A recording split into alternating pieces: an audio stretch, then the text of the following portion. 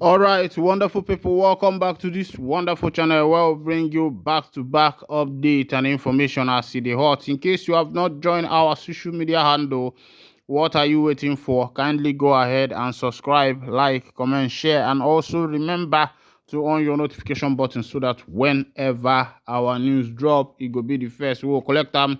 It's a shocking Monday in the land of the indigenous people of Biafra, a black shocking sit-at-home day in the land of the indigenous people of Biafra, as Master Simon Èkpá drops another information for the people of the indigenous people of Biafra as they go.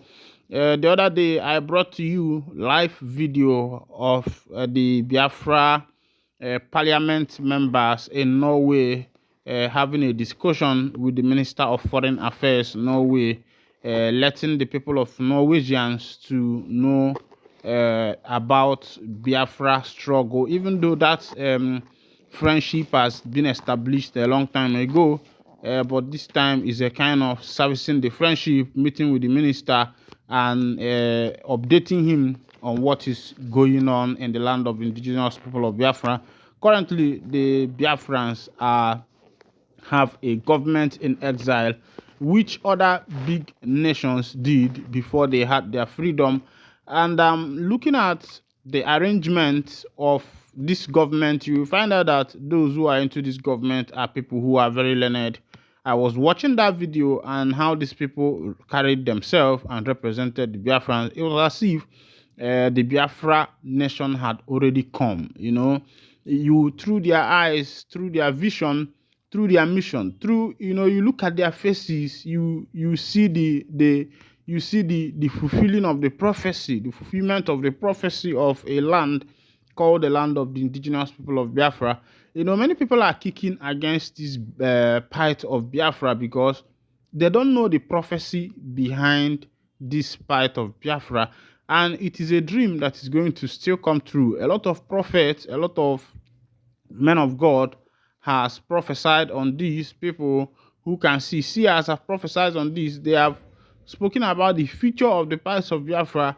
And when I saw the members of the parliament of the Biafra Republic government in exile representing the Biafrans in Norway before before the Minister of Foreign Affairs Norway, I was out. I was surprised. I say, yes, this is it. This is how it's supposed to be. And you see them; they are young people, very young minds with vision, vibrant mind. This is how it's supposed to be. And I'm telling you that if Biafra happens to come, it will be one of the best country in Africa, and not only in Africa, in the world. It will be one of the best countries in the world because looking at the Igbo man's innovation, the revolution of technology in the Igbo man's hand. You know that when the white man came, all his technology, the people who captured it are the Igbos. Even though some of those people, they were not educated, they did not go to school, but they are still eating from that technology until today. Go to Mbuka, you see the electricians, you see the welders, you see all manner of things, and then Akpozo, those blacksmiths and the rest of them. And this will tell you that Igbo people really captured the technology of the white man. It's just that these things were transferred through what is called formal education, through what is called non-formal education. Is a kind of verbal handover, and Igbo people captured all these things. And you are telling me that if Biafra happens to come tomorrow, that is not going to be one of the best countries in the world. It is going to be one of the best countries in the world. I'll be dropping you that information from the Prime Minister of the Biafra Republic government in exile so that you can hear from him by yourself. You can hear from him by yourself. As it be for Anambra State, 3-story building don't collapse. For Anambra State, the way wetin they call them engineers, they take the build house these days.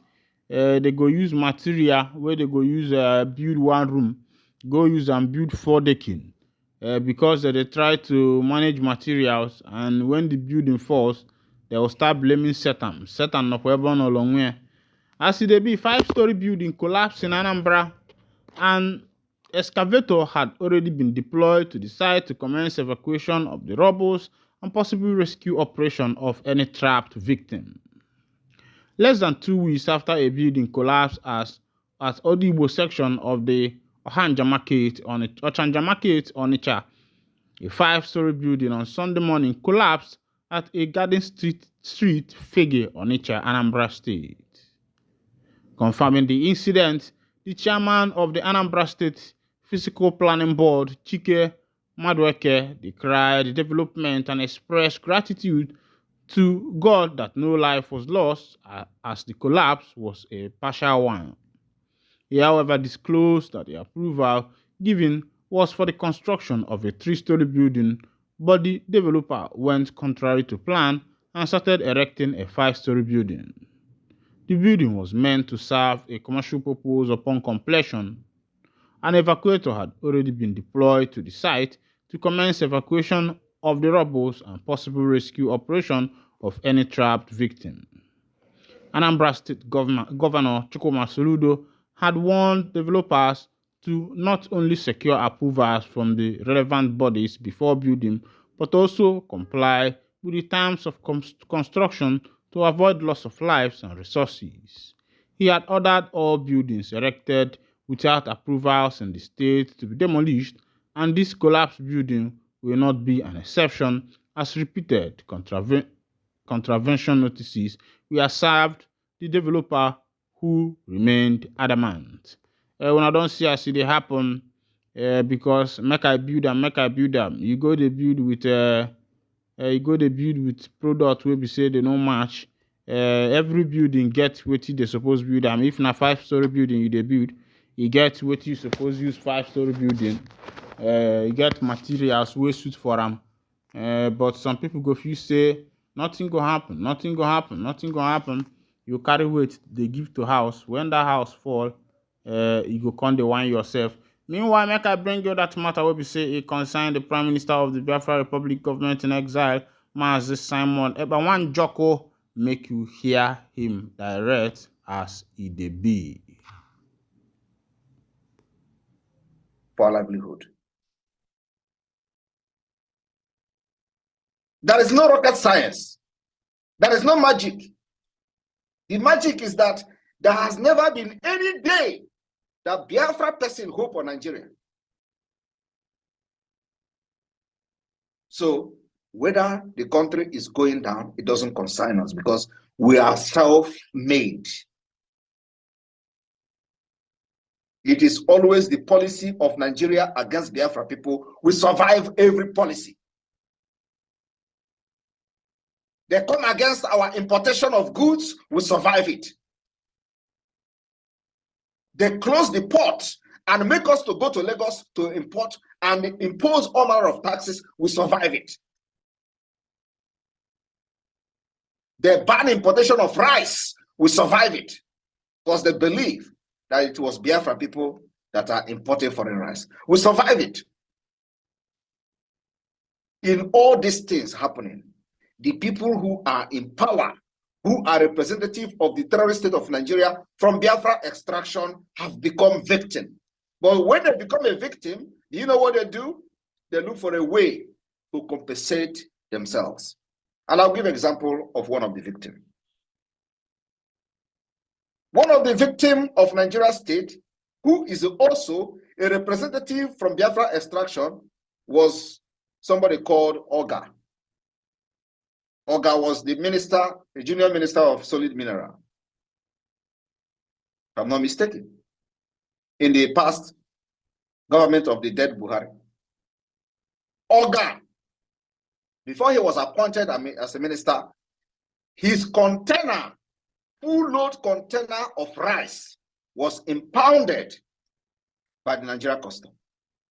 The whole container of rice was impounded by the Nigeria custom before COVID-19 pandemic. Then he was not appointed as the minister. But you know what? As the selfish as they are, he struggled his way to become the minister. And of course, he will recover his money back. Nobody saw him complaining about impounding of that container of rice. That container of rice that was impounded by custom later was shared to northern Nigeria during the pandemic. None of those rice was shared to Biafra people. During the pandemic, they shared food to other parts of Nigeria, from Yoruba to northern Nigeria. But in the Biafra land, they never shared anything to us because we are not relying on Nigeria government.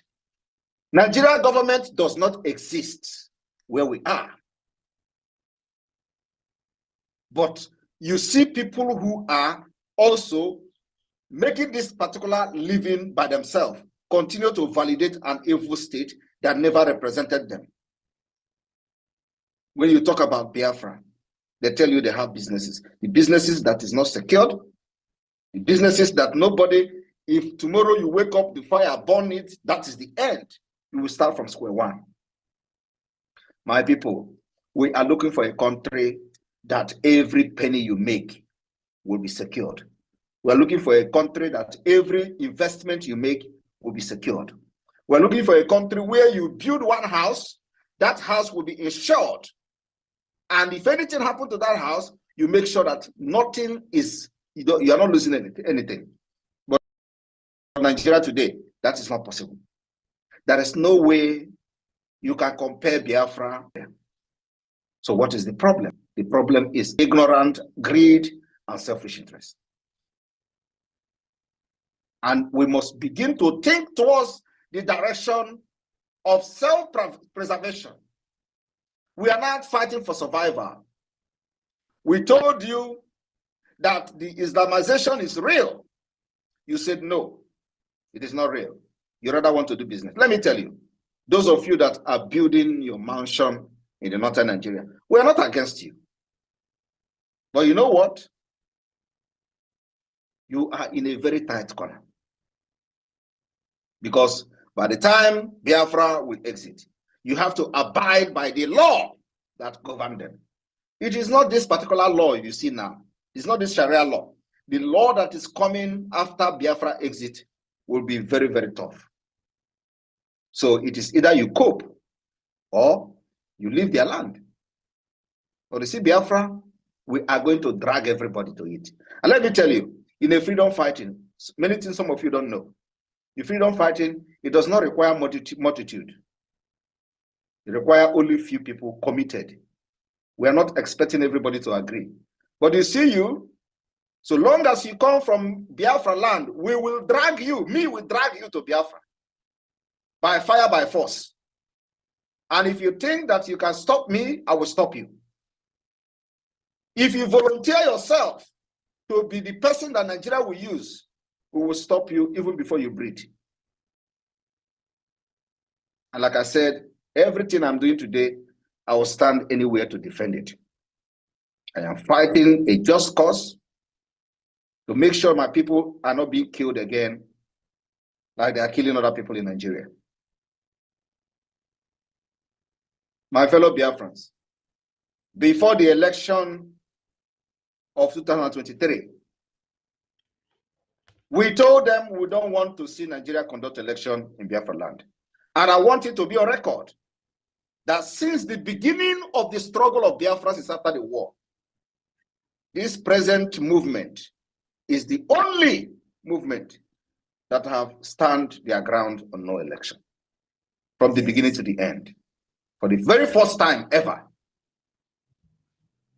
What we have been able to do is to make sure that the enemy will know that when we say A, our A is A. You either take it or you will face the consequences. I am not here to convince anybody. What I'm here to do is to make sure that whatever that is going to destroy this evil entity called Nigeria, Islamic State, I am ready for it. And I will do it without even looking back. And that I've been able to prove. Before the election, a lot of people wrote petition against me. Where are they today? They have joined those protesting in the street. We told them no election will hold in Biafra land. We succeeded. And let me tell you, Forget all the people telling you obedient, obey this one. If Obi had entered to become a president, by now Nigeria will be on fire. He should go and thank his God that Biafra stopped him. Because the truth that I have refused to tell you is that Biafra stopped the Obi, the London boy. It was because of the Biafra government that Nigeria and your properties are still there today. Because Adebi Obi is a president, and this, what you see here happening now in Nigeria, it will be times 3. Because that is when the sabotage plus the economic hardship will take. All right, welcome back, wonderful people. The voice of the person you have just heard is Simon Èkpá Nwanjoko, the Prime Minister of the Biafra Republic government in exile. Of course, he has said a lot of things. And I know that you heard that by yourself. According to him, that he is fighting a just cause. And for him, that if you're a Biafra and you say you don't want to go home, he say I ain't go drag you back by yourself, carry you go to the Biafra land. He said I ain't go drag you by yourself, make you carry your hand reach for the land of Biafra for your people. Make you no cut day for road. You don't know what you they do as they be. Biafra kwenu iya, Biafra kwenu iya, Biafra kwezwedu iyororo. As they be, ndị Catholic si na onye gbakọta ya alụ nke ọgbara agba anani ye. Looking at the starting of this particular Biafra struggle, which started since 1967, when late General Odumegwu Ojukwu declared the Biafra Republic, and immediately he made that declaration, war assumed. The people from the west, the south, and every other people, even the south that was with Ojukwu then, later denied Ojukwu and joined Nigeria. And from then, war assumed, and the struggle was not really an easy one. The people of Biafra fought, but the government of then Gowon used what is called hunger strike, did a blockade of food importation into the Biafra territory, which is not supposed to be so, because that is not how war is fought. According to that history, people who were killed by kwashiorkor and hunger were more than those who were killed by the barrel of gun. And that battle and war was radically and a fierce one. The people of the Biafrans, they did their best to make sure that they saved their people. But when you know that, when a lot of people support a particular people, because during that war, the United States of America was neutral, but UK was fully in support of a nation which they built, that is called Nigeria. Of course, you know that as colonial masters, they still have their benefit which comes from Nigeria. So they fought tooth and nail to make sure they protect the country that they amalgamated by themselves. Because remember that it was UK that amalgamated the eastern and western southern protectorate. Everything he brought together during one of the head of states of the colonialism then. And after that, the Biafrans have been making sure that they move out of this nation called Nigeria. But that struggle has not been easy. It has moved from the hand of Ojukwu. Later on, people like Ralph Uwazurike took over. And as it is now, Ralph Uwazurike, his team and group is more like a registered entity in Nigeria. They even have ID card. They are more like NGO, or should I call them an organization now? So there is nothing like the pursuant of the struggle again. They have given up on the struggle. From there, after Ralph, that was when invention of Mazi Nnamdi Kanu came about. And I think since then, the breed of Mazi Nnamdi Kanu and those who he has trained, like he will always refer to Mazi Simon Nwanjoko Èkpá as his disciple, And there was a time he made a broadcast. He said, "Go and listen to Simon Èkpá and see what he's doing. Go and listen to Èkpá. Listen to Èkpá. He's what listen." Nnamdi Kanu was the one who gave this applaud to Èkpá, even encouraged a lot of people to go and listen to him. And you can see that since Nnamdi Kanu is in the DSS detention, he has remained advocate of having a country called Biafra, because a lot of people thought that by now that he must have backed down because of a lot of circumstances that surrounds this issue of having the Biafra nation. So people felt that at this point that Kano must have given up, but still yet he still remains strong and resilient. He has decided not to give up, not to back down. He has decided to stand to his feet as he be, and the battle continues. The waraga continues. As ndị boys na ife ntị na-ata ezuru ike na ntị na onwe ya ama nzu ike. Maka na ka ntị na-agbalị ka ọ gbalie efe dị ya n'ugwu, ya bụ ntị ike ya na-agwụkwa. Ife ntị kpụkwanụ n'ọnụ, ya bụ ife ama nzukọ n'ike na-ekosi adị. Meanwhile, it don't reach time why I go to wind down the curtain. And if this is your first time of joining us on this wonderful channel, kindly go ahead and subscribe, like, comment, and share. I greet all of us of freedom all over the world, wherever una dey, wherever una dey come from. I say Kachukwu Kabiama, make it help una. And other countries of the world wey be say they fight for their freedom, say may they come out to become a nation of their own. You know they easy. Getting freedom no be easy thing. But God, Chukwu Kabiama, now you know the time. Kando here. God bless you. Thank you.